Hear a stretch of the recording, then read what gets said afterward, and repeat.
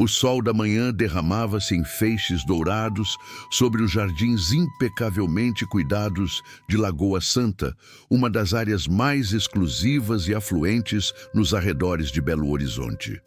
As buganvílias explodiam em cores vibrantes contra os muros altos e o cheiro de grama recém-cortada pairava no ar, um testemunho da riqueza e da ordem que reinavam naquele enclave. Dentro da mansão da família Azevedo, no entanto, a atmosfera era de uma opulência fria, assombrada por um silêncio que nem mesmo o mais caro dos mármores ou a mais pesada das cortinas de veludo conseguiam abafar. Para Henrique Azevedo, aquele silêncio era um inimigo tangível, uma presença física que se sentava à mesa do café, percorria os corredores e o encarava de volta no reflexo das janelas panorâmicas. Henrique, um homem que construíra um império no setor de mineração antes dos 40 anos, um titã acostumado a comandar, a decidir e a vencer, encontrava-se completamente impotente. Seu adversário não era um concorrente de mercado ou uma flutuação econômica, mas o vácuo deixado por sua filha de 6 anos, Laura. Há exatos 22 meses, a voz dela havia se extinguido. Não gradualmente, mas de um dia para o outro, como uma lâmpada que se apaga subitamente, mergulhando tudo em escuridão. O gatilho fora a partida de Vanessa, sua esposa. Ela não morrera. De certa forma, para Henrique, fora pior. Vanessa havia arrumado 2 malas de grife, beijado a filha adormecida e deixado um bilhete sucinto na mesa de centro, falando sobre a necessidade de encontrar a si mesma. Um clichê que soava como um insulto diante da magnitude da destruição que deixara para trás. Desde então, a vida se tornara uma sucessão de dias cinzentos. Laura, antes uma menina efervescente, cuja risada ecoava pela casa como sinos de vento, transformara-se numa pequena autômata. Seus grandes olhos castanhos, que antes brilhavam com curiosidade, agora pareciam 2 janelas para um quarto vazio. Ela comia, dormia, vestia-se e se movia com uma precisão mecânica que quebrava o coração de Henrique a cada instante. Ele se lembrava vividamente da última consulta, 1 mês atrás, com o psicólogo infantil mais renomado de Minas Gerais. O consultório na Savassi era decorado com cores alegres e brinquedos educativos, uma tentativa fútil de mascarar a seriedade dos dramas que ali se desenrolavam. O médico, um homem de fala mansa e óculos de aro fino, usara termos como mutismo seletivo e resposta traumática aguda. Senhor Azevedo, dissera ele com uma empatia profissional, Laura não tem nenhuma lesão neurológica. Ela não perdeu a capacidade de falar. Ela escolheu não falar. É um mecanismo de defesa, um escudo. A voz dela está trancada em algum lugar que somente ela tem a chave. Forçá-la só fará com que ela reforce a tranca. Henrique pagara a consulta exorbitante e saíra de lá com a mesma sensação de sempre, a de ter falhado miseravelmente. Que tipo de pai era ele, que não conseguia proteger a própria filha da dor, que não conseguia encontrar a chave para libertá-la daquela prisão autoimposta? Naquela manhã de quinta-feira, a rotina se repetiu com sua precisão dolorosa. Dona Elza, a governanta de cabelos grisalhos e mãos gentis que estava com a família desde antes de Laura nascer, serviu o café da manhã. O único som era o tilintar dos talheres de prata contra a porcelana. Henrique tentou, como sempre. "O suco de laranja está bom hoje, filha." Laura não respondeu, apenas continuou a cortar seu mamão em pedaços geometricamente perfeitos, um ritual que ela desenvolvera. Seus olhos não se ergueram do prato. Dona Elza trocou um olhar de compaixão com o patrão por cima da cabeça da menina. Ela também tentava, à sua maneira, com bolos de fubá e abraços que não eram correspondidos, mas também não eram rejeitados. Eram simplesmente suportados. Após o café, Laura subiu para seu quarto, um santuário cor-de-rosa que parecia intocado. Não havia brinquedos espalhados pelo chão ou desenhos rabiscados nas paredes. Tudo era arrumado, estéril. Henrique foi para seu escritório, um cômodo com paredes de vidro que davam para o jardim. Sentou-se em sua cadeira de couro italiano, mas não ligou o computador. Seus olhos estavam fixos em um ponto específico, a janela do quarto de Laura, no segundo andar. Ele sabia o que aconteceria. Era quinta-feira. A alguns quilômetros dali, em um bairro operário de Contagem, a manhã de Júlio César começara muito antes. Às 4h30, o despertador tocou e ele se levantou da cama sem hesitar. Seu pequeno apartamento era simples, mas arrumado. Na mesa de cabeceira, uma foto de sua filha de 8 anos, Beatriz, sorria para ele, um sorriso sapeca e cheio de vida que era, ao mesmo tempo, sua força e sua dor. Desde o divórcio, a guarda ficara com a mãe, Mônica, e as visitas eram cada vez mais raras e complicadas. Mônica não era uma má pessoa, apenas amargurada, e usava a filha como um peão em um jogo que Júlio não tinha interesse em jogar.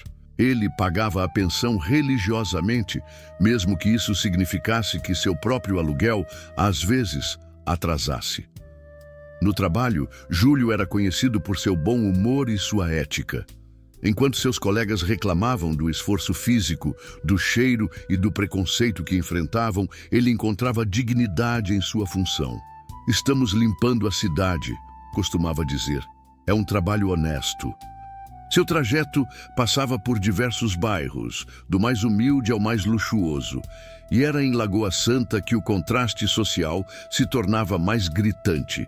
Ele via os carros importados, as piscinas reluzentes e as babás uniformizadas. Não sentia inveja, mas uma curiosidade genuína sobre as vidas que se desenrolavam por trás daqueles muros. Foi assim que ele notou a menina.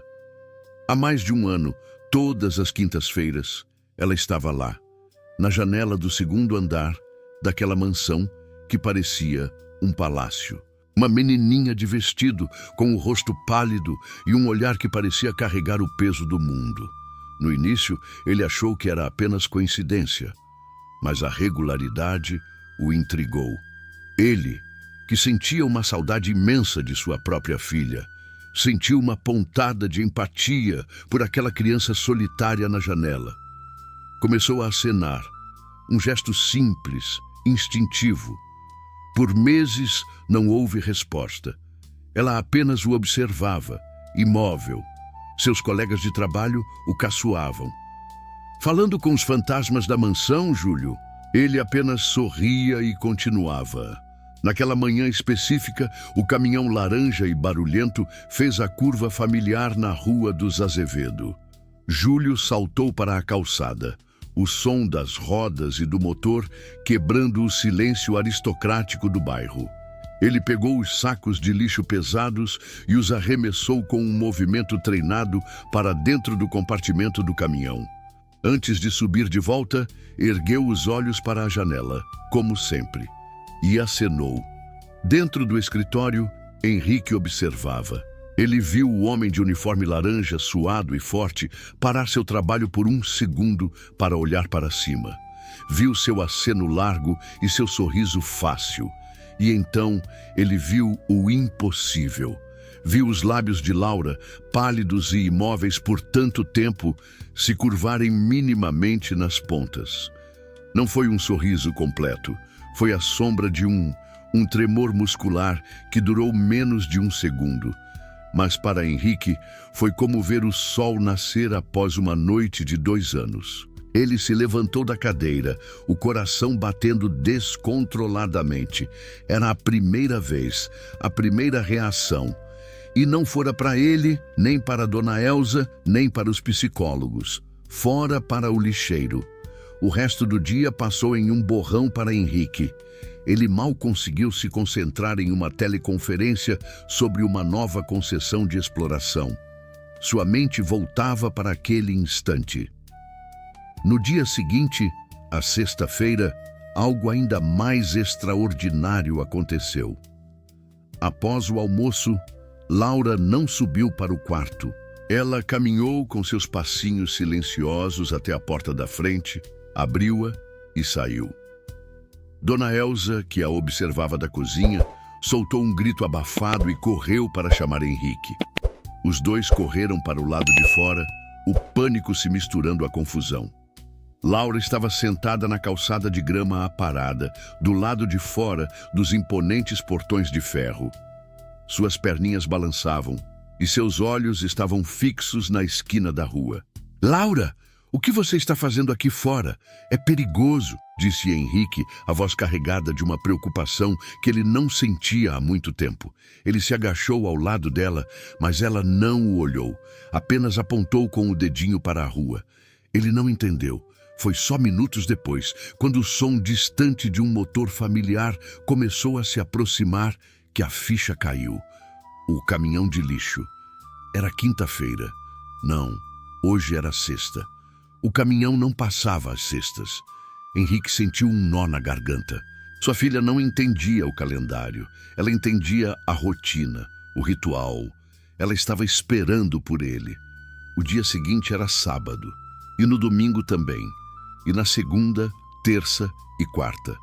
Todos os dias, no mesmo horário, Laura saía e se sentava na calçada, esperando em vão. Henrique e Dona Elsa revezavam-se, vigiando-a à distância, sem coragem de interromper aquele ritual de esperança silenciosa. A cada dia, uma pequena decepção se acumulava nos ombros da menina quando a tarde caía e o caminhão não aparecia. Finalmente, a quinta-feira chegou novamente. Henrique sentia uma ansiedade que não cabia no peito. E se o homem não viesse? E se fosse seu dia de folga? E se ele não anotasse ali embaixo? Laura já estava em seu posto desde o início da tarde. Quando o caminhão laranja finalmente dobrou a esquina, Henrique prendeu a respiração. Júlio César ficou genuinamente surpreso ao ver a menininha ali, sentada na calçada. Não era mais uma figura distante em uma janela, mas uma presença real, pequena e frágil. Ele sinalizou para o motorista parar um pouco antes do ponto usual e desceu, limpando as mãos suadas no macacão. Ele sentiu o peso da situação. O pai da menina observava a alguns metros, tenso. "Oi, pequena. Você está me esperando?" perguntou Júlio, a voz suave para não assustá-la. Laura ergueu os olhos para ele e pela primeira vez assentiu com a cabeça, um movimento claro e deliberado. Foi o primeiro ato de comunicação direta dela em quase 2 anos. O coração de Júlio se encheu de uma ternura inesperada. Ele se lembrou de Beatriz, de como ela amava pequenas surpresas. Enfiou a mão no bolso e tirou um pedaço de papel de anotações, limpo e dobrado, que sempre carregava. Sentou-se no meio-fio, não muito perto dela, e começou a dobrar o papel com seus dedos grossos e calejados. Seus movimentos eram surpreendentemente ágeis e precisos. Em poucos minutos, o que era uma folha em branco se transformou em um passarinho de papel, com asas abertas e um bico pontudo. Ele se aproximou lentamente, como quem se aproxima de um animal arisco, e estendeu a mão com o passarinho pousado na palma. "Para você", ele sussurrou. Laura hesitou por um segundo, seus grandes olhos fixos no pequeno objeto. Então, lentamente, ela estendeu sua mãozinha e pegou o pássaro de papel. Seus dedos tocaram os dele. E foi nesse momento que a mágica aconteceu. Um som brotou de dentro dela. Primeiro, um soluço de ar.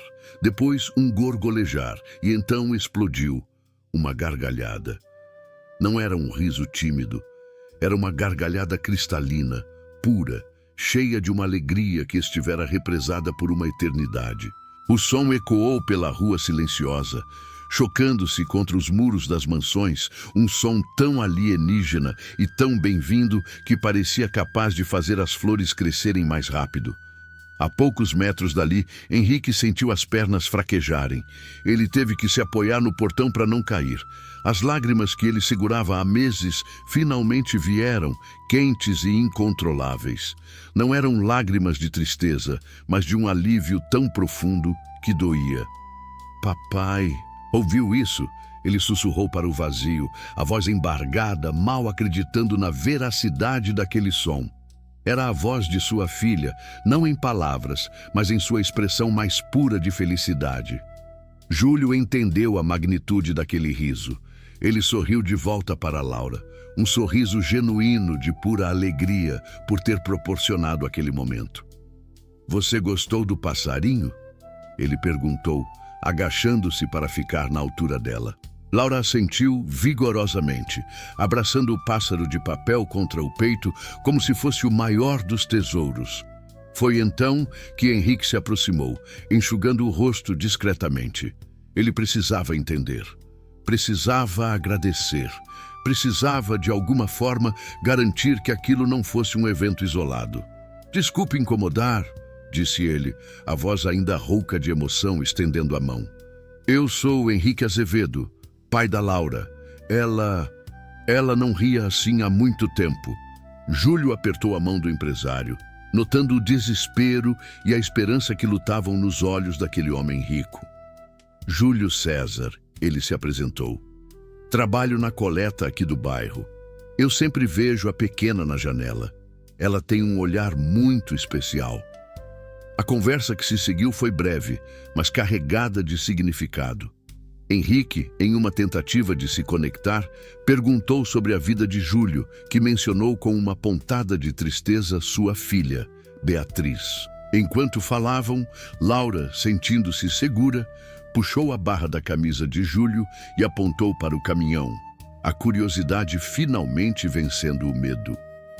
Com um olhar de permissão a Henrique, Júlio a levou pela mão para ver o veículo de perto. Henrique os seguiu, maravilhado ao ver sua filha pegar voluntariamente na mão de um estranho, algo que ela raramente fazia até com ele. Enquanto Júlio explicava pacientemente o funcionamento do compactador de lixo, Henrique desabafou, contando sobre a partida de Vanessa e o subsequente silêncio de Laura. Júlio ouviu com empatia, compartilhando um pouco de sua própria dor com o divórcio e como sua filha também havia sofrido.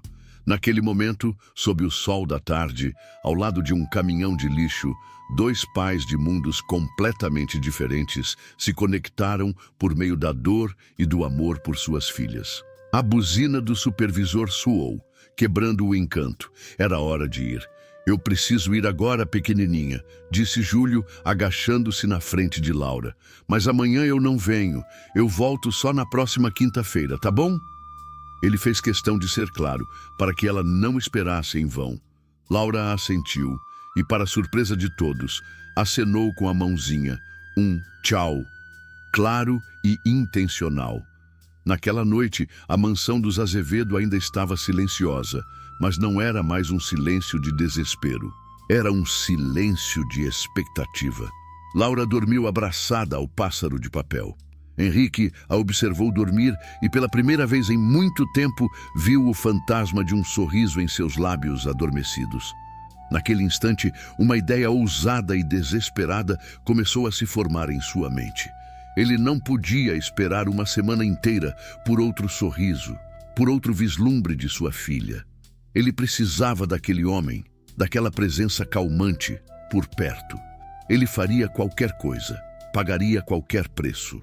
Na manhã seguinte, Henrique desceu para o jardim e observou o trabalho do jardineiro anterior, um profissional competente, mas distante.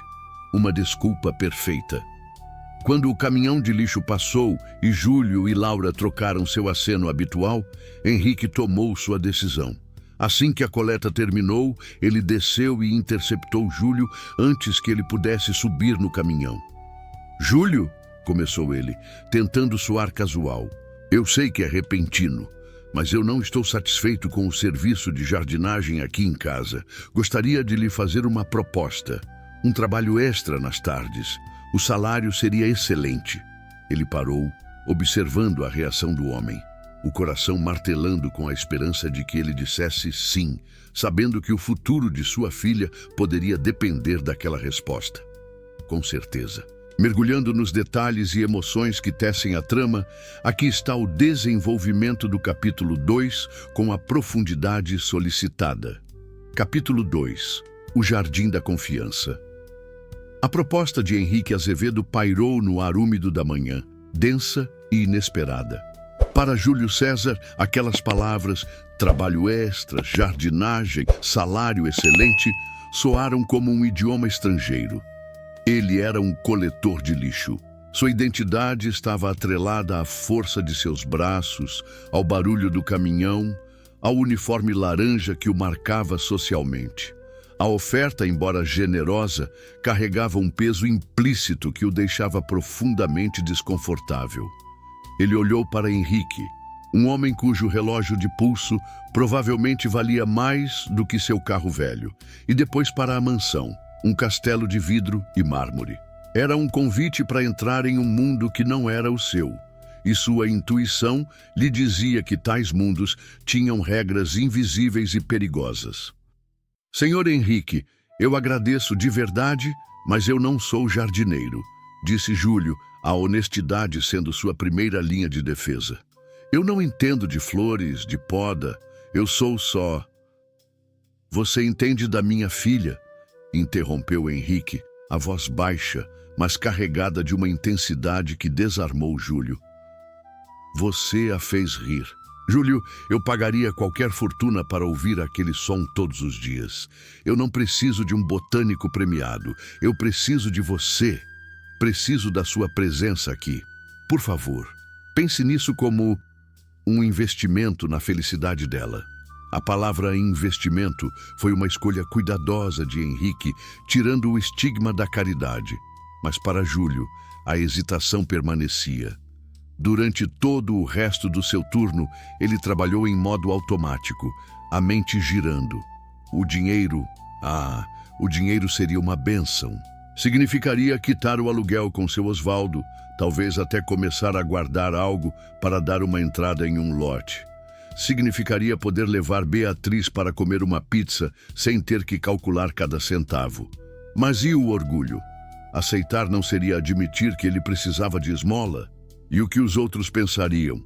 Seus colegas, sua ex-esposa Mônica?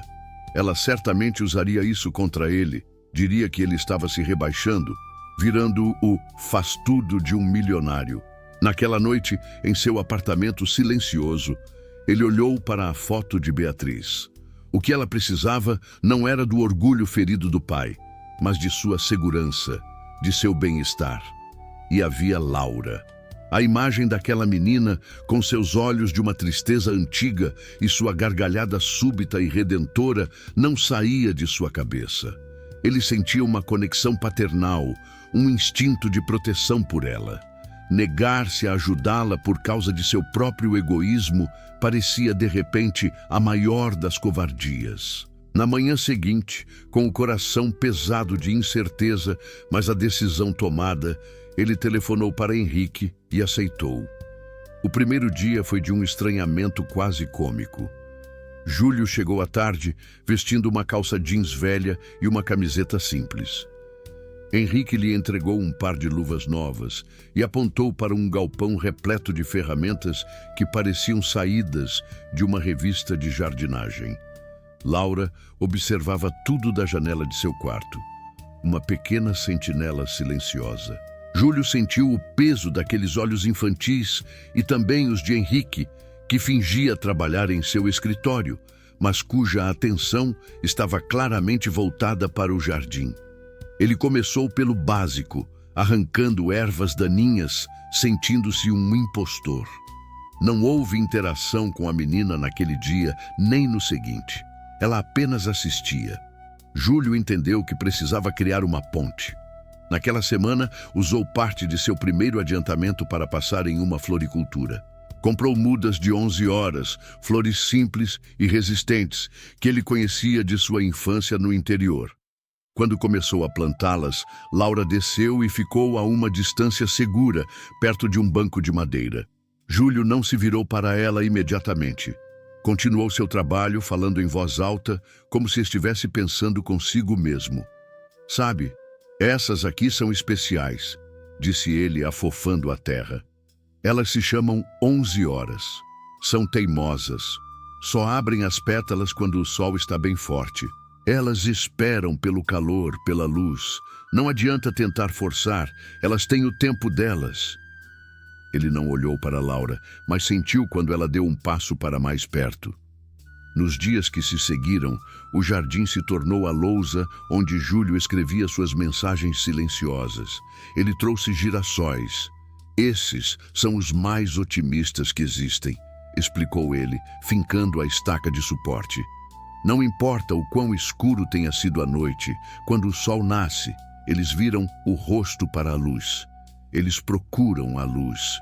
Em outra tarde, enquanto podava as roseiras, ele encontrou uma lagarta. Em vez de esmagá-la, ele a colocou em uma folha e a levou até o banco onde Laura estava sentada. Olha só que engraçada. Parece feia e esquisita agora, né? Mas um dia ela vai construir um casulo, vai ficar quietinha lá dentro por um tempo e quando sair, vai ser uma borboleta. Às vezes, a gente precisa ficar quieto um tempo para poder voar depois. A barreira começou a ceder. Laura passou a sentar-se cada vez mais perto. Um dia, enquanto Júlio suava sob o sol forte, ela entrou em casa e voltou minutos depois, acompanhada por Dona Elza, que trazia uma jarra de suco de abacaxi e um copo. Laura pegou o copo e o estendeu para Júlio. Seus dedinhos tocaram os dele. Foi um gesto simples, mas para os 3 adultos que testemunharam, foi um marco. A partir dali, ela se tornou sua pequena assistente. Entregava-lhe ferramentas, apontava para folhas secas que ele havia esquecido, e embora ainda não falasse, seus olhos se tornaram expressivos, comunicando curiosidade, aprovação e, o mais importante, confiança. Uma tarde, ela o surpreendeu. Veio até ele com uma folha de papel e lápis de cor. Sentou-se na grama e começou a desenhar com uma concentração feroz. Júlio continuou seu trabalho, podando uma cerca viva, mas observando-a pelo canto do olho. Quando terminou, ela se levantou e lhe entregou o papel. Era um desenho primitivo, infantil, mas inconfundível. Um homem grande, de camiseta, ao lado de uma menina pequena, e ambos seguravam um regador sobre uma flor imensa e colorida. O sol no canto da página tinha um sorriso. Júlio sentiu um nó na garganta. "Sou eu. E você?" ele perguntou, a voz embargada. Laura assentiu com um sorriso radiante, o primeiro sorriso completo que ela lhe dava. Ele dobrou o papel com um cuidado reverente e o guardou no bolso da camisa sobre o coração. Naquele instante, ela moveu os lábios, um esforço visível para formar uma palavra. Nenhum som saiu, mas a intenção estava lá, clara como o dia. "Obrigado", ele sussurrou. "É o desenho mais lindo que eu já ganhei." Enquanto a primavera florescia no Jardim dos Azevedo, nuvens de tempestade se formavam na vida pessoal de Júlio. Com o dinheiro extra, ele pôde finalmente dar a Beatriz o presente de aniversário que ela tanto queria, um tablet. Em uma de suas visitas quinzenais, ele a encontrou radiante. Durante a tarde no parque, ele, sentindo-se um bom pai pela primeira vez em muito tempo, contou-lhe sobre seu novo trabalho. "Eu cuido de um jardim enorme, filha, e tenho uma menininha lá, um pouco mais nova que você, a Laura. Ela é muito quietinha, mas é minha amiga." A inocência do comentário se provou desastrosa. 2 dias depois, seu celular tocou. Era Mônica, e sua voz estava carregada de um veneno que ele conhecia bem. "Júlio César, o que você anda colocando na cabeça da Beatriz? Ela chegou aqui dizendo que você tem uma nova amiguinha que você cuida. Ela está chorando, achando que você a está trocando por uma menina rica. Que tipo de pai você é?" A acusação o atingiu como um soco no estômago. "Mônica, pelo amor de Deus, eu só comentei do meu trabalho. Laura é só uma criança que precisa de ajuda. Eu não quero saber. Você está substituindo sua família. A Beatriz está confusa, magoada. Eu te proíbo de falar dessa menina com a sua filha de novo. Talvez seja melhor vocês se verem menos, até a poeira baixar." E desligou. Júlio ficou parado, o telefone na mão, o coração despedaçado. A alegria de seu progresso se converteu em culpa. Estaria ele, ao cuidar de uma criança, negligenciando a sua? A sombra dessa dúvida o acompanhou nos dias seguintes, tornando seu sorriso um pouco mais forçado, seu trabalho um pouco mais mecânico. Como se não bastasse, a pressão financeira voltou com força total. O dinheiro extra ajudava, mas a dívida antiga com o aluguel ainda era uma âncora. Seu Osvaldo, o proprietário, apareceu em sua porta em uma noite de terça-feira. Júlio, você sabe que eu gosto de você, é um bom inquilino. Mas já se foram 3 meses. A conta de luz da casa está atrasada, a de água também. Se você não me pagar tudo até sexta, eu vou ter que pedir o imóvel. É isso ou eu mesmo me complico. A ameaça não era maldosa, era factual, o que a tornava ainda pior. Júlio passou as 2 noites seguintes sem dormir, a ansiedade corroendo seu peito. A ideia de ser despejado, de não ter um teto, era aterrorizante. Ele pensou em pedir um adiantamento a Henrique, mas seu orgulho o impedia. Seria a confirmação de que ele era um caso de caridade. Sua angústia era um manto escuro que ele não conseguia disfarçar. E Laura, com sua sensibilidade quase sísmica, percebeu. Ele estava mais quieto, seus ombros caídos, e não contava mais suas histórias sobre as plantas. Foi então que a menina fez o impensável. Em uma tarde de quinta-feira, ela deixou Júlio no jardim e marchou com uma determinação surpreendente para dentro de casa. Entrou direto no escritório de Henrique, um cômodo que ela evitava como uma praga. Henrique levantou os olhos de seus relatórios, chocado. Laura caminhou até sua mesa, apontou para a janela, na direção de Júlio, e depois levou as mãozinhas ao rosto, imitando uma expressão de profunda tristeza. Seus olhos se encheram de lágrimas. Era a mensagem mais clara que ela enviara em 2 anos. Ele está sofrendo. Ajude-o. O gesto de empatia de sua filha quebrou as últimas barreiras de Henrique. Ele chamou Júlio para conversar assim que o dia de trabalho terminou. Júlio, por favor, seja honesto comigo. Laura está preocupada com você. E, para ser sincero, eu também. O que está acontecendo? Júlio, vendo a preocupação genuína no rosto de Henrique e tocado pela atitude de Laura, desabou. Ele contou sobre a ameaça de despejo, a voz baixa, cheia de vergonha. Henrique ouviu em silêncio e, quando Júlio terminou, simplesmente perguntou: "Quanto você deve?" Júlio disse o valor. "Eu vou te ajudar", disse Henrique de forma categórica. "Não, senhor, eu não posso aceitar", respondeu Júlio, o orgulho falando mais alto. "Não é caridade, Júlio. É um adiantamento, um empréstimo sem juros. Você pode me pagar um pouco por mês. Considere isso parte de sua função. Manter a paz de espírito do cuidador da minha filha é essencial para o bem-estar dela. Se você estiver preocupado, ela sente. Então, por favor, me deixe ajudar. Pela Laura." A lógica era irrefutável. Vencido, Júlio aceitou, sentindo uma onda de alívio tão avassaladora que quase o deixou tonto. Na manhã seguinte, ele pagou seu Osvaldo, que ficou visivelmente surpreso. "Ué, arrumou tudo? Da onde veio essa grana, Júlio? Ganhou na loteria?" "Trabalho extra", respondeu Júlio vago. Seu Osvaldo riu, uma risada cínica de quem conhece a vida. "Sei, trabalho extra lá na mansão do ricaço, né? Escuta um conselho de quem já viu de tudo, meu filho. Ninguém dá ponto sem nó. Esse homem te ajudará assim. Fica esperto. Patrão rico não tem amigo, tem empregado. Ele está te comprando. Uma hora a conta chega e não é em dinheiro." As palavras de seu Osvaldo foram como um veneno lento, infiltrando-se nas veias de Júlio.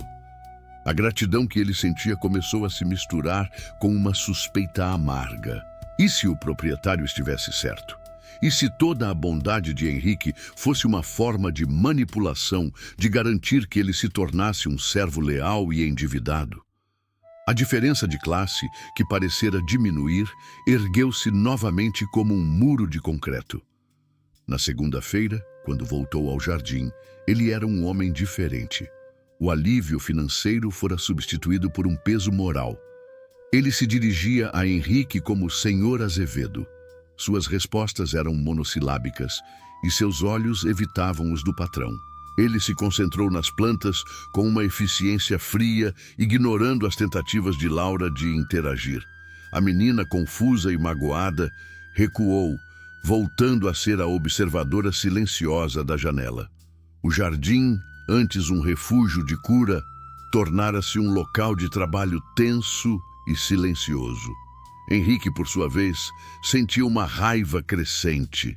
Sua tentativa de ajudar havia sido recebida com uma frieza que ele interpretou como ingratidão. A ponte que eles haviam construído parecia ter desmoronado. A situação teria se deteriorado completamente se não fosse por Dona Elsa. Naquela noite, ela encontrou Henrique na biblioteca, servindo-lhe uma dose de uísque. "Com licença, Sr. Henrique", disse ela, a voz mansa, mas firme. "O senhor é um homem bom, mas não entende. Para gente como nós, que nunca teve nada, um favor grande pode parecer uma dívida impagável. E uma dívida tira a dignidade. O senhor aliviou o bolso do Júlio, mas talvez tenha pesado na alma dele. Ele não está sendo ingrato, patrão. Ele só está com medo de não ser mais visto como um homem, mas como um coitado que o senhor salvou." As palavras da governanta atingiram Henrique como um raio de lucidez. Ele viu a situação não mais de sua perspectiva de poder e privilégio, mas da perspectiva de Júlio, um homem cujo único capital era sua dignidade. Ele se sentiu um tolo. Na manhã seguinte, ele esperou por Júlio no jardim. Laura observava da janela, uma pequena espectadora de um drama que ela não entendia, mas sentia profundamente. "Júlio", começou Henrique, a voz humilde, "eu preciso me desculpar. Eu agi como um idiota. Fui arrogante ao pensar que podia simplesmente resolver seu problema com dinheiro, sem entender o que isso significaria para você. Dona Elsa me abriu os olhos. Sua amizade e o respeito que você tem aqui valem mais do que qualquer dinheiro. Eu fui o errado. Por favor, me perdoe." Júlio parou de aparar a grama, chocado com a vulnerabilidade do patrão. A sinceridade no pedido de desculpas desfez o nó de suspeita em seu peito. "Não, senhor. Henrique, eu é que peço desculpas. Eu fui ingrato. O senhor só quis ajudar e eu deixei meu orgulho e minha desconfiança falarem mais alto. É que eu nunca recebi nada de graça na vida." "Então, não vamos considerar isso um favor. Vamos considerar um pacto", disse Henrique, estendendo a mão. "Um pacto para cuidar da Laura, juntos, como iguais." Júlio olhou para a mão estendida e depois para a janela, onde Laura observava. Ele viu um pequeno sorriso se formar no rosto da menina. Com o coração finalmente em paz, ele apertou a mão de Henrique. Aquele aperto de mãos não era mais entre patrão e empregado. Era entre dois pais, unidos por um propósito comum. A confiança, antes frágil como uma muda recém-plantada, agora fincava raízes profundas no solo fértil daquele jardim. Eles não sabiam, mas precisariam de toda a força daquelas raízes para enfrentar os desafios que ainda estavam por vir. A proposta de Henrique Azevedo pairou no ar úmido da manhã, densa e inesperada. Para Júlio César, aquelas palavras, trabalho extra, jardinagem, salário excelente, soaram como um idioma estrangeiro. Ele era um coletor de lixo. Sua identidade estava atrelada à força de seus braços, ao barulho do caminhão, ao uniforme laranja que o marcava socialmente. A oferta, embora generosa, carregava um peso implícito que o deixava profundamente desconfortável. Ele olhou para Henrique, um homem cujo relógio de pulso provavelmente valia mais do que seu carro velho, e depois para a mansão, um castelo de vidro e mármore. Era um convite para entrar em um mundo que não era o seu, e sua intuição lhe dizia que tais mundos tinham regras invisíveis e perigosas. Senhor Henrique, eu agradeço de verdade, mas eu não sou jardineiro, disse Júlio, a honestidade sendo sua primeira linha de defesa. Eu não entendo de flores, de poda. Eu sou só... Você entende da minha filha? Interrompeu Henrique, a voz baixa, mas carregada de uma intensidade que desarmou Júlio. Você a fez rir. Júlio, eu pagaria qualquer fortuna para ouvir aquele som todos os dias. Eu não preciso de um botânico premiado. Eu preciso de você. Preciso da sua presença aqui. Por favor, pense nisso como um investimento na felicidade dela. A palavra investimento foi uma escolha cuidadosa de Henrique, tirando o estigma da caridade. Mas para Júlio, a hesitação permanecia. Durante todo o resto do seu turno, ele trabalhou em modo automático, a mente girando. O dinheiro seria uma bênção. Significaria quitar o aluguel com seu Osvaldo, talvez até começar a guardar algo para dar uma entrada em um lote. Significaria poder levar Beatriz para comer uma pizza sem ter que calcular cada centavo. Mas e o orgulho? Aceitar não seria admitir que ele precisava de esmola? E o que os outros pensariam? Seus colegas, sua ex-esposa Mônica, ela certamente usaria isso contra ele. Diria que ele estava se rebaixando, virando o faz-tudo de um milionário. Naquela noite, em seu apartamento silencioso, ele olhou para a foto de Beatriz. O que ela precisava não era do orgulho ferido do pai, mas de sua segurança, de seu bem-estar. E havia Laura. A imagem daquela menina, com seus olhos de uma tristeza antiga e sua gargalhada súbita e redentora, não saía de sua cabeça. Ele sentia uma conexão paternal, um instinto de proteção por ela. Negar-se a ajudá-la por causa de seu próprio egoísmo parecia, de repente, a maior das covardias. Na manhã seguinte, com o coração pesado de incerteza, mas a decisão tomada, ele telefonou para Henrique e aceitou. O primeiro dia foi de um estranhamento quase cômico. Júlio chegou à tarde, vestindo uma calça jeans velha e uma camiseta simples. Henrique lhe entregou um par de luvas novas e apontou para um galpão repleto de ferramentas que pareciam saídas de uma revista de jardinagem. Laura observava tudo da janela de seu quarto, uma pequena sentinela silenciosa. Júlio sentiu o peso daqueles olhos infantis e também os de Henrique, que fingia trabalhar em seu escritório, mas cuja atenção estava claramente voltada para o jardim. Ele começou pelo básico, arrancando ervas daninhas, sentindo-se um impostor. Não houve interação com a menina naquele dia, nem no seguinte. Ela apenas assistia. Júlio entendeu que precisava criar uma ponte. Naquela semana, usou parte de seu primeiro adiantamento para passar em uma floricultura. Comprou mudas de 11 horas, flores simples e resistentes, que ele conhecia de sua infância no interior. Quando começou a plantá-las, Laura desceu e ficou a uma distância segura, perto de um banco de madeira. Júlio não se virou para ela imediatamente. Continuou seu trabalho, falando em voz alta, como se estivesse pensando consigo mesmo. Sabe, essas aqui são especiais, disse ele, afofando a terra. Elas se chamam 11 horas. São teimosas.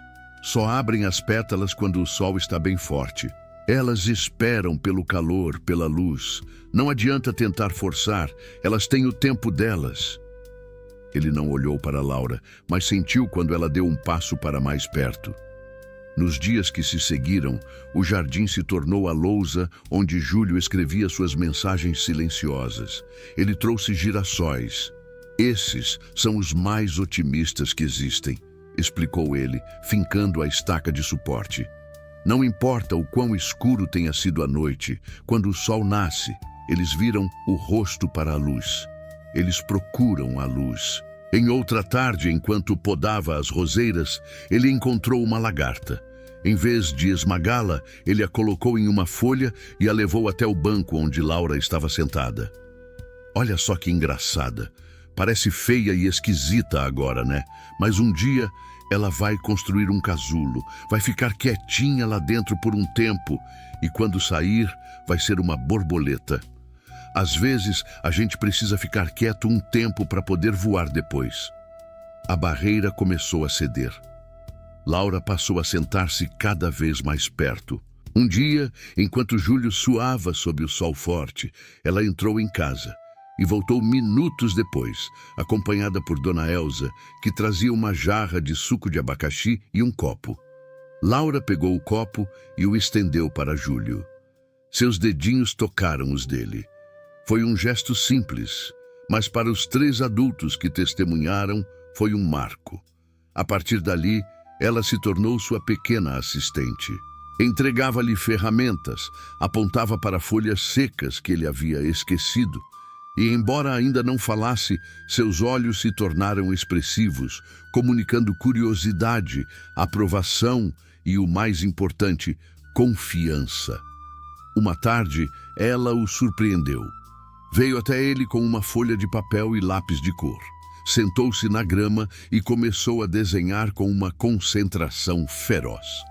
Júlio continuou seu trabalho, podando uma cerca viva, mas observando-a pelo canto do olho.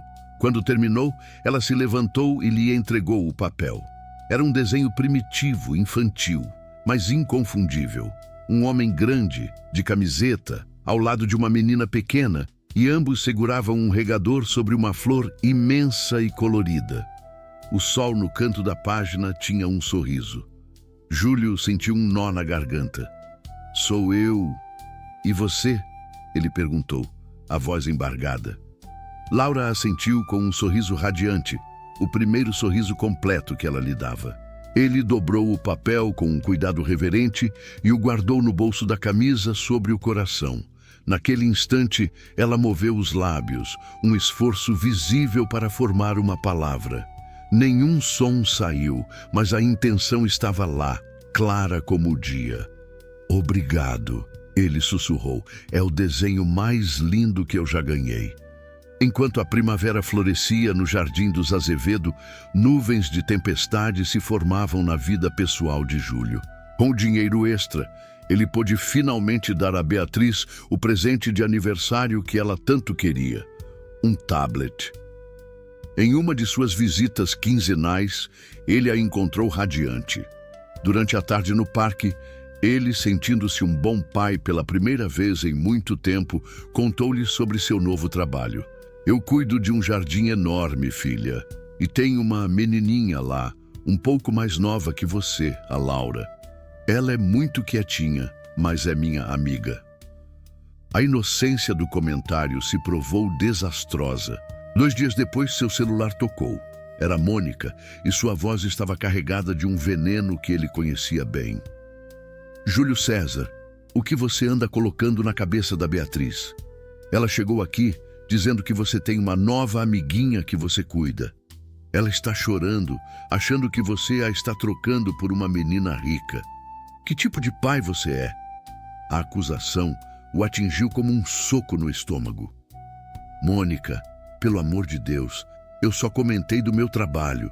Laura é só uma criança que precisa de ajuda. Eu não quero saber. Você está substituindo sua família. A Beatriz está confusa, magoada. Eu te proíbo de falar dessa menina com a sua filha de novo. Talvez seja melhor vocês se verem menos, até a poeira baixar." E desligou. Júlio ficou parado, o telefone na mão, o coração despedaçado. A alegria de seu progresso se converteu em culpa. Estaria ele, ao cuidar de uma criança, negligenciando a sua? A sombra dessa dúvida o acompanhou nos dias seguintes, tornando seu sorriso um pouco mais forçado, seu trabalho um pouco mais mecânico. Como se não bastasse, a pressão financeira voltou com força total. O dinheiro extra ajudava, mas a dívida antiga com o aluguel ainda era uma âncora. Seu Osvaldo, o proprietário, apareceu em sua porta em uma noite de terça-feira. Júlio, você sabe que eu gosto de você. É um bom inquilino. Mas já se foram 3 meses. A conta de luz da casa está atrasada, a de água também. Se você não me pagar tudo até sexta, eu vou ter que pedir o imóvel. É isso ou eu mesmo me complico. A ameaça não era maldosa, era factual, o que a tornava ainda pior. Júlio passou as 2 noites seguintes sem dormir, a ansiedade corroendo seu peito. A ideia de ser despejado, de não ter um teto, era aterrorizante. Ele pensou em pedir um adiantamento a Henrique, mas seu orgulho o impedia. Seria a confirmação de que ele era um caso de caridade. Sua angústia era um manto escuro que ele não conseguia disfarçar. E Laura, com sua sensibilidade quase sísmica, percebeu. Ele estava mais quieto, seus ombros caídos, e não contava mais suas histórias sobre as plantas. Foi então que a menina fez o impensável. Em uma tarde de quinta-feira, ela deixou Júlio no jardim e marchou com uma determinação surpreendente para dentro de casa. Entrou direto no escritório de Henrique, um cômodo que ela evitava como uma praga. Henrique levantou os olhos de seus relatórios, chocado. Laura caminhou até sua mesa, apontou para a janela, na direção de Júlio, e depois levou as mãozinhas ao rosto, imitando uma expressão de profunda tristeza. Seus olhos se encheram de lágrimas. Era a mensagem mais clara que ela enviara em 2 anos. Ele está sofrendo. Ajude-o. O gesto de empatia de sua filha quebrou as últimas barreiras de Henrique. Ele chamou Júlio para conversar assim que o dia de trabalho terminou. Júlio, por favor, seja honesto comigo. Laura está preocupada com você. E, para ser sincero, eu também. O que está acontecendo? Júlio, vendo a preocupação genuína no rosto de Henrique e tocado pela atitude de Laura, desabou. Ele contou sobre a ameaça de despejo, a voz baixa, cheia de vergonha. Henrique ouviu em silêncio e, quando Júlio terminou, simplesmente perguntou: "Quanto você deve?" Júlio disse o valor. "Eu vou te ajudar", disse Henrique de forma categórica. "Não, senhor, eu não posso aceitar", respondeu Júlio, o orgulho falando mais alto. "Não é caridade, Júlio. É um adiantamento, um empréstimo sem juros. Você pode me pagar um pouco por mês. Considere isso parte de sua função. Manter a paz de espírito do cuidador da minha filha é essencial para o bem-estar dela. Se você estiver preocupado, ela sente. Então, por favor, me deixe ajudar. Pela Laura." A lógica era irrefutável. Vencido, Júlio aceitou, sentindo uma onda de alívio tão avassaladora que quase o deixou tonto. Na manhã seguinte, ele pagou seu Osvaldo, que ficou visivelmente surpreso. "Ué, arrumou tudo? Da onde veio essa grana, Júlio? Ganhou na loteria?" "Trabalho extra", respondeu Júlio vago. Seu Osvaldo riu, uma risada cínica de quem conhece a vida. "Sei, trabalho extra lá na mansão do ricaço, né? Escuta um conselho de quem já viu de tudo, meu filho. Ninguém dá ponto sem nó. Esse homem te ajudará sim. Fica esperto. Patrão rico não tem amigo, tem empregado. Ele está te comprando. Uma hora a conta chega e não é em dinheiro." As palavras de seu Osvaldo foram como um veneno lento, infiltrando-se nas veias de Júlio. A gratidão que ele sentia começou a se misturar com uma suspeita amarga. E se o proprietário estivesse certo? E se toda a bondade de Henrique fosse uma forma de manipulação, de garantir que ele se tornasse um servo leal e endividado? A diferença de classe, que parecera diminuir, ergueu-se novamente como um muro de concreto. Na segunda-feira, quando voltou ao jardim, ele era um homem diferente. O alívio financeiro fora substituído por um peso moral. Ele se dirigia a Henrique como Senhor Azevedo. Suas respostas eram monossilábicas e seus olhos evitavam os do patrão. Ele se concentrou nas plantas com uma eficiência fria, ignorando as tentativas de Laura de interagir. A menina, confusa e magoada, recuou, voltando a ser a observadora silenciosa da janela. O jardim, antes um refúgio de cura, tornara-se um local de trabalho tenso e silencioso. Henrique, por sua vez, sentia uma raiva crescente.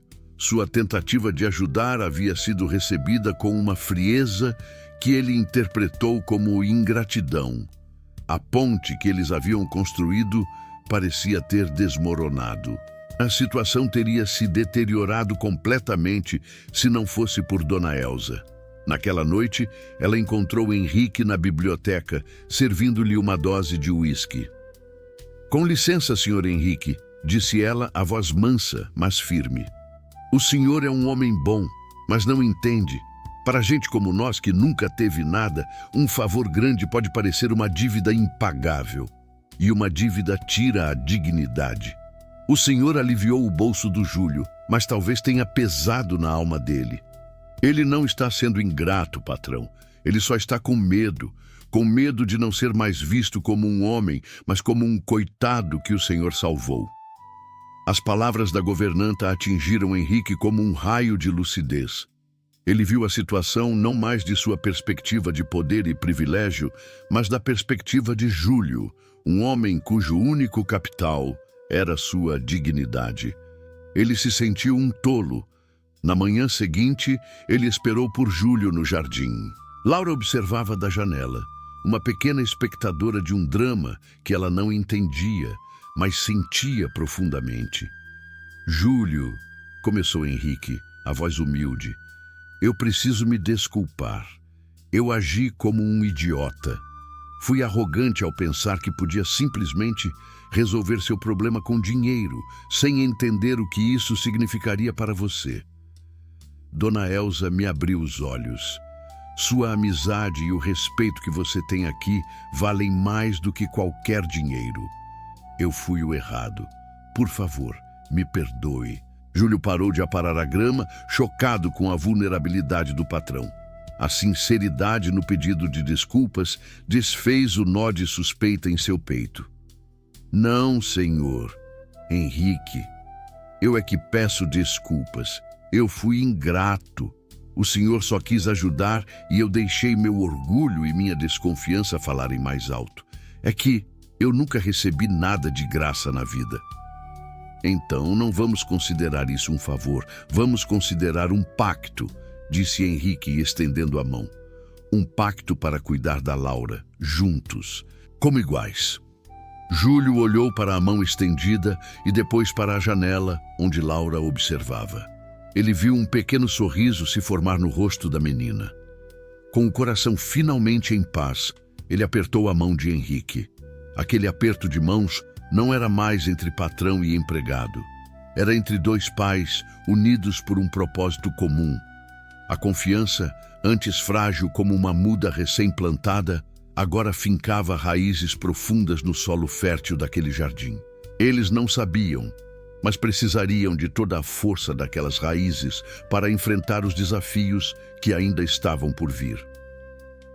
A paz que se instalou na mansão dos Azevedo após a reconciliação entre Henrique e Júlio César era algo palpável, quase como o perfume das damas da noite que Júlio plantara perto da varanda. O aperto de mãos entre os dois homens havia demolido um muro invisível de classe e desconfiança, e em seu lugar brotou um ecossistema de colaboração mútua. Henrique, em um ato de humildade que surpreendeu a si mesmo, começou a passar parte de suas tardes no jardim. No início, sentia-se desajeitado, um executivo acostumado a balanços financeiros, tentando entender a diferença entre um ancinho e uma enxada. Suas mãos, macias de uma vida em escritórios, estranhavam o contato com a terra. Júlio, por sua vez, tornou-se um professor paciente e perspicaz. Ele não ensinava a Henrique apenas a arte da jardinagem, mas sutilmente a arte de se comunicar com Laura. Em uma tarde, a menina tentava mostrar algo ao pai, apontando freneticamente para um canteiro e emitindo sons frustrados, quase como um chiado. A ansiedade de Henrique começou a escalar. "O que foi, filha? Uma flor? Um bicho?" "Fale com o papai, Laura, por favor, tente falar." Sua voz, embora suplicante, continha uma ponta de pressão que fez Laura recuar, fechando-se novamente em sua concha. Júlio, que observava a cena, aproximou-se com calma. Agachou-se ao lado da menina, sem dizer uma palavra, e apenas seguiu a direção de seu dedo. Após alguns segundos de observação silenciosa, ele sorriu. "Ah, entendi", disse ele suavemente. "Você não está mostrando o que está lá, está mostrando o que não está mais. Não é, pequena?" Ele apontou para um pequeno buraco na terra. "A formiga saúva. Você viu ela entrando na casinha dela." Os olhos de Laura se iluminaram em reconhecimento. Ela assentiu vigorosamente. O alívio em sua expressão era imenso. Mais tarde, Júlio explicou a Henrique. "Às vezes, a gente fica tão focado em querer que eles falem o que a gente quer ouvir, que não para tentar entender o que eles já estão dizendo do jeito deles." Para Henrique, foi uma epifania. Ele percebeu que sua ânsia pela cura era paradoxalmente um obstáculo para ela. Com essa nova dinâmica, Laura floresceu de uma maneira que nenhuma terapia cara havia conseguido. O jardim tornou-se seu reino e sua linguagem. Ela não precisava de palavras quando podia usar pétalas de hibisco para representar a raiva, ou pequenas sementes de jacarandá para simbolizar segredos. Ela criava cenários inteiros com folhas e gravetos, e Júlio, e cada vez mais Henrique, aprendiam a ler suas histórias silenciosas. A mudez persistia, mas o silêncio já não era mais vazio. Era preenchido de significado, de arte e de uma comunicação profunda e primitiva. Foi Henrique quem teve a ideia.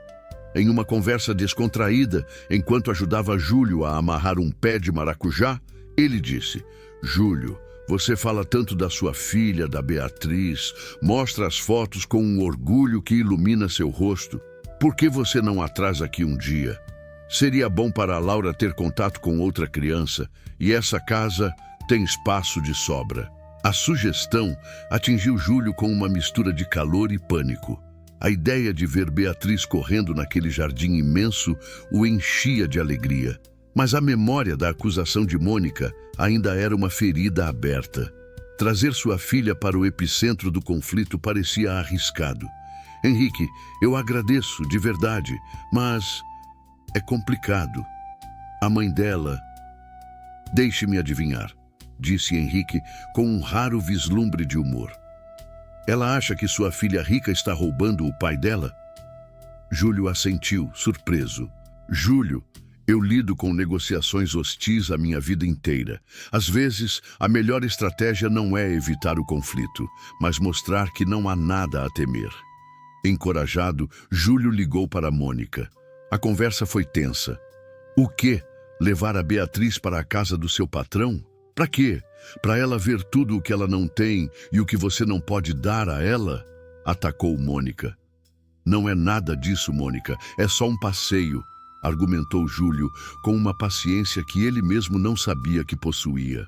"O Henrique, meu patrão, convidou. Ele acha que seria bom para a Laura. Pense na Beatriz. Ela vai adorar ver um lugar diferente, brincar num quintal enorme. Eu estarei com ela o tempo todo. É só por uma tarde." Após muita insistência, e talvez por uma ponta de curiosidade, Mônica concordou, com a relutância evidente em sua voz.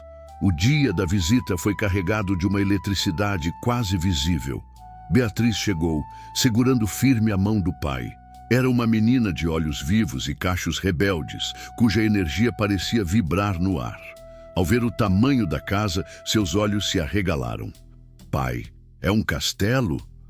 Laura, que observava da porta de vidro da sala, sentiu uma ponta afiada e desconhecida em seu peito. Era ciúme, aquele era o seu jardim, aquele era o seu Júlio. A presença daquela menina falante era uma invasão. Ela deu um passo para trás, escondendo-se parcialmente atrás da cortina. Júlio sentia-se como um equilibrista em uma corda bamba, tentando manter o equilíbrio entre seus dois mundos. Henrique e Dona Elsa observavam à distância, dando espaço para o encontro se desenrolar. A primeira meia hora foi um desastre silencioso. Beatriz, ansiosa para agradar, falava sem parar. Olha, pai, uma piscina.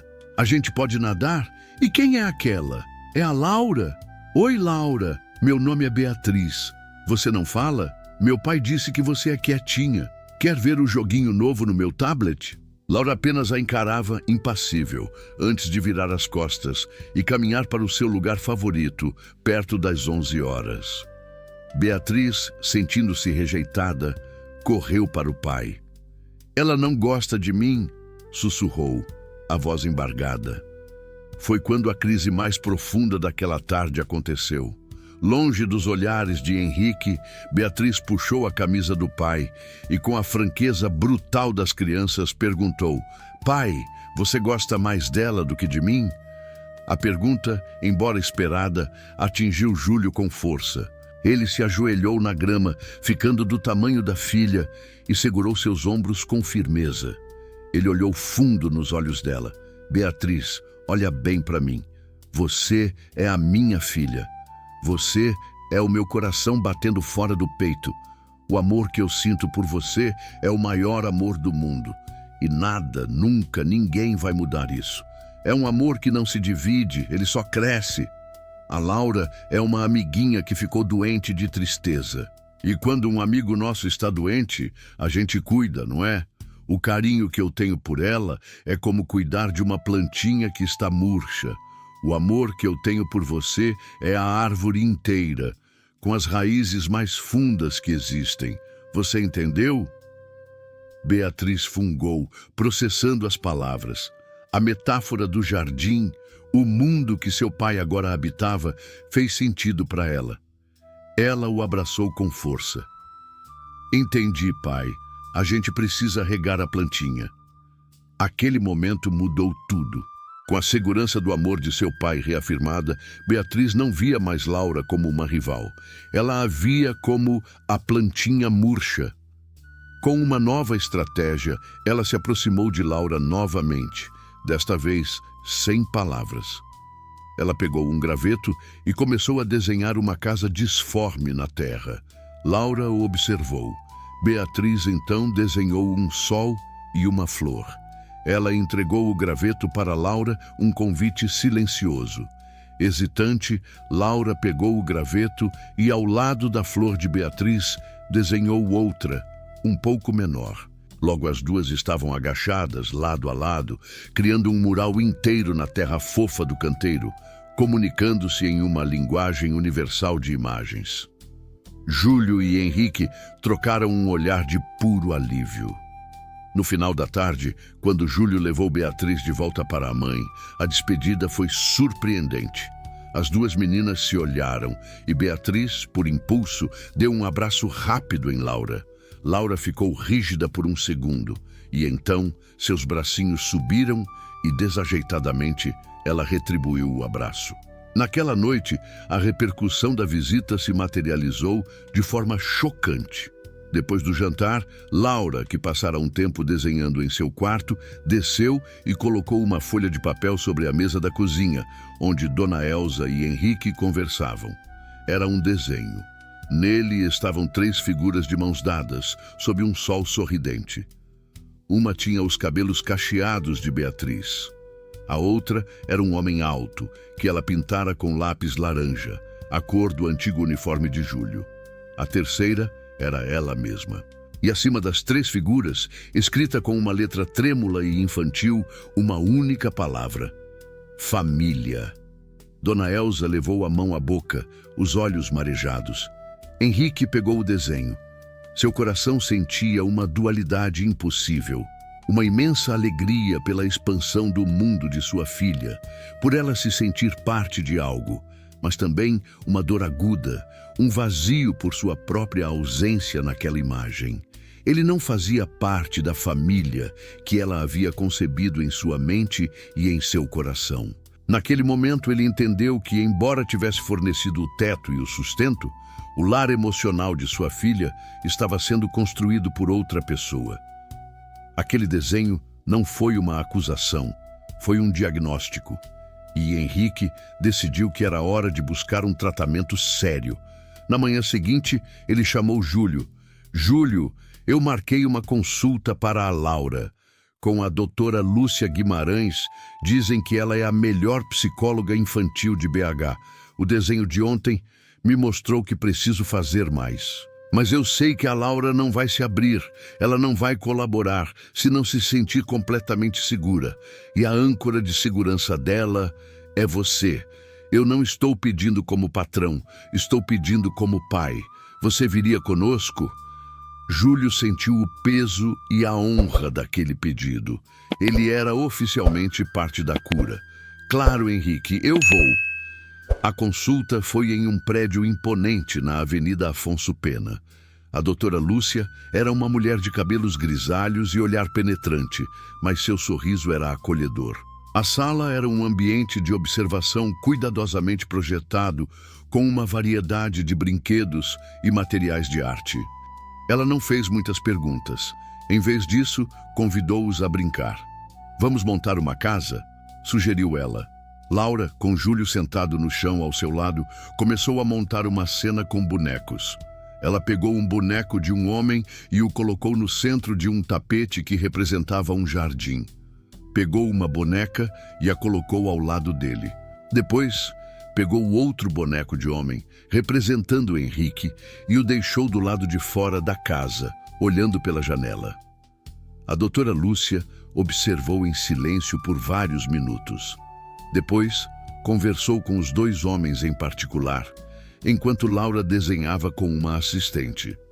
O que vemos aqui, explicou ela, é um caso clássico de transferência de apego.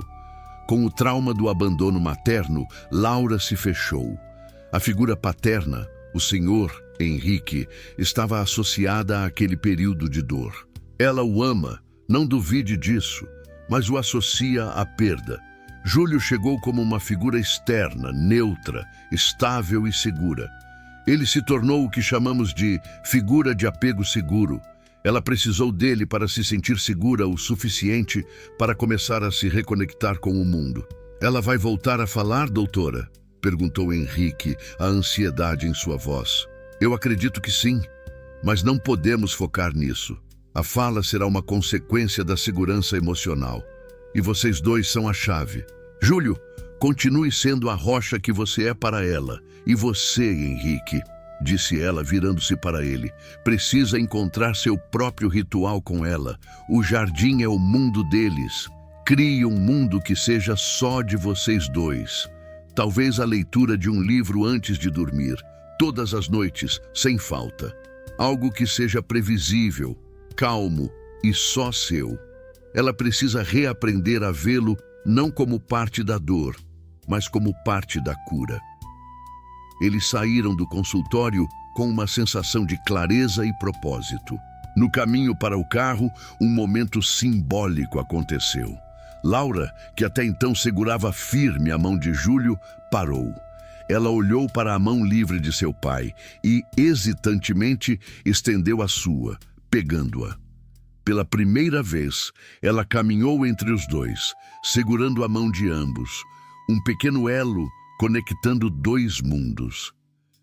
Para Henrique, aquele foi um momento de esperança tão potente quanto a primeira risada da filha.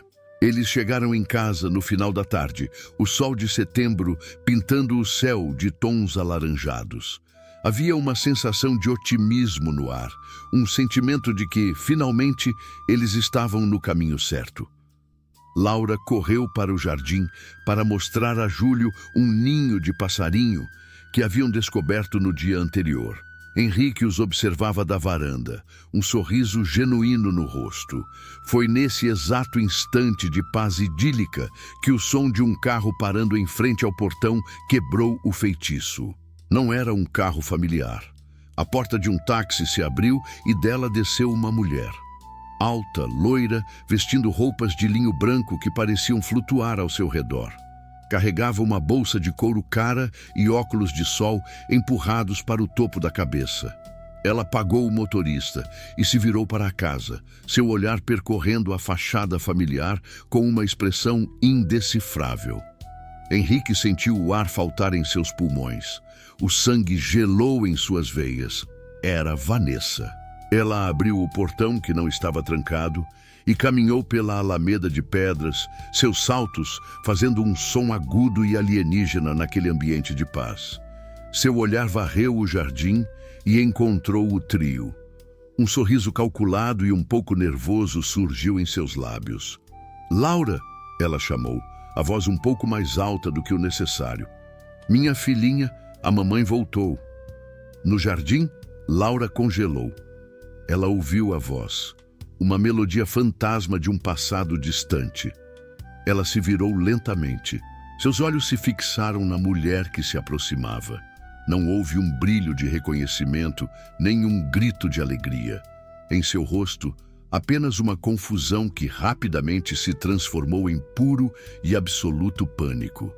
Ela soltou a flor que segurava, virou-se e, em uma corrida desesperada, passou direto por seu pai e se escondeu atrás das pernas de Júlio César, agarrando-se a ele como se um monstro tivesse acabado de emergir de seus piores pesadelos. O capítulo da cura havia sido brutalmente interrompido. O da batalha estava apenas começando. O instante em que Vanessa Azevedo pronunciou as palavras "A mamãe voltou" foi como uma pedra atirada na superfície espelhada de um lago tranquilo. A paz, tão arduamente conquistada, estilhaçou-se em 1000 fragmentos de pânico. A reação de Laura não foi a de uma criança reencontrando uma lembrança perdida. Foi a de um animal encurralado diante de uma ameaça súbita e avassaladora. Seu corpo inteiro enrijeceu, os olhos fixos na figura elegante e estranha que avançava sobre seu santuário. O refúgio instintivo que ela buscou, às pernas de Júlio César, foi a declaração mais eloquente e devastadora que ela poderia ter feito sem usar uma única palavra. O tempo pareceu congelar. Henrique estava paralisado, o sorriso morrendo em seus lábios, o sangue fugindo de seu rosto. Ele via diante de si não a mulher que um dia amou, mas a personificação do trauma de sua filha. Júlio, por sua vez, não se moveu. Ele se transformou em uma estátua de proteção, suas pernas de repente se tornando os pilares de um templo sagrado. Ele sentiu as mãozinhas de Laura agarrarem o tecido de sua calça com uma força desesperada, o corpinho dela tremendo incontrolavelmente contra ele. Vanessa parou a poucos metros, o sorriso calculado desmoronando em uma máscara de choque e incredulidade. "Laura", repetiu ela, a voz vacilante. "O que é isso?" "Sou eu, a mamãe." Ela deu um passo à frente, estendendo uma mão com unhas perfeitamente esmaltadas. O movimento fez Laura se encolher ainda mais, e um gemido baixo, gutural, escapou de sua garganta. Foi o suficiente para quebrar o feitiço de Henrique. "Vanessa, pare", disse ele, a voz rouca, dando um passo à frente e se interpondo sutilmente entre a ex-esposa e o pequeno grupo. "Não assim. Você não pode simplesmente aparecer e esperar que..." "Esperar o quê? Que minha própria filha me reconheça?" retrucou Vanessa, a confusão dando lugar a uma indignação ferida. "O que você fez, Henrique? O que você disse a ela sobre mim por 2 anos?" Seus olhos então se fixaram em Júlio, e o desprezo foi instantâneo. "E quem é esse homem? Por que ela está agarrada a ele como se fosse um pai? É babá agora, jardineiro." A forma como ela cuspiu as palavras, carregadas de um preconceito de classe tão natural para ela, fez o ar crepitar. "Esse homem", disse Henrique, a voz ganhando uma firmeza gélida, "é o Júlio César, e ele é a razão pela qual sua filha sorriu pela primeira vez em 2 anos.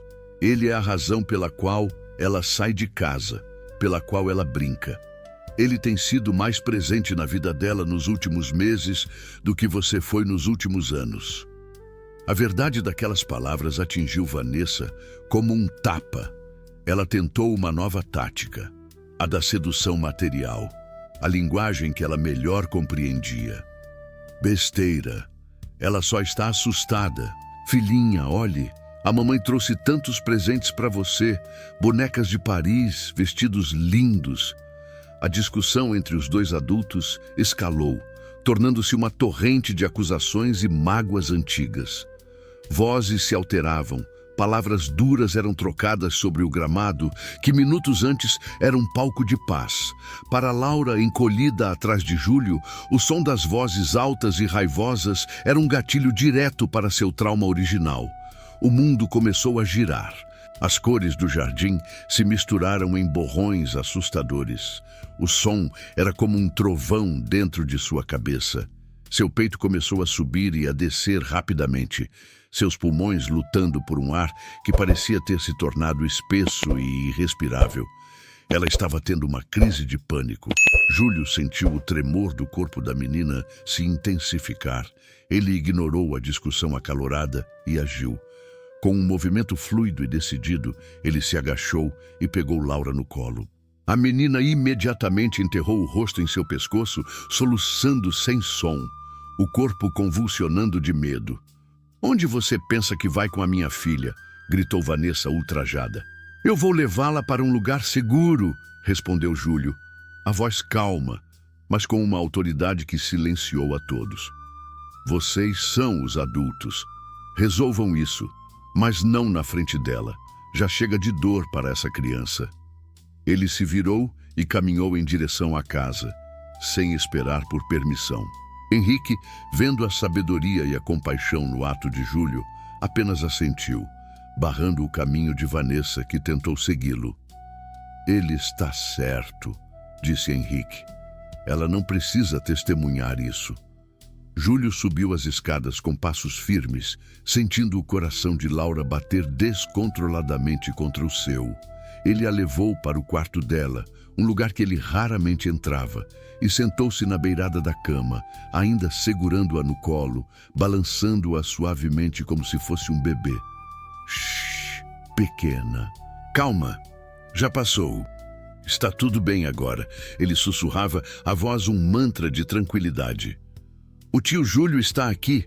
Eu não vou a lugar nenhum. Você está segura comigo." Ele continuou repetindo essas palavras por vários minutos. Aos poucos, os tremores de Laura começaram a diminuir. Os soluços silenciosos cessaram.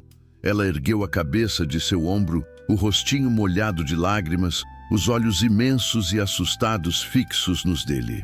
Ela via em seu rosto não pena, não ansiedade, mas uma calma inabalável, um amor protetor que era a única verdade sólida em seu mundo caótico. Seus lábios pálidos se entreabriram. Um sopro de ar saiu. Ela tentou de novo, uma concentração imensa em seu pequeno rosto, um esforço que parecia vir do fundo de sua alma, empurrando para fora 2 anos de dor, medo e silêncio. E então o som veio, rouco, frágil, quase inaudível, mas inconfundível. Júlio. O mundo de Júlio César parou. O ar em seus pulmões congelou. Ele sentiu cada pelo de seu corpo se arrepiar. Era a voz dela, uma melodia que ele nunca tinha ouvido, mas que seu coração reconheceu instantaneamente. Lágrimas brotaram em seus próprios olhos, mas ele não ousou se mover, não ousou respirar, com medo de quebrar o encanto.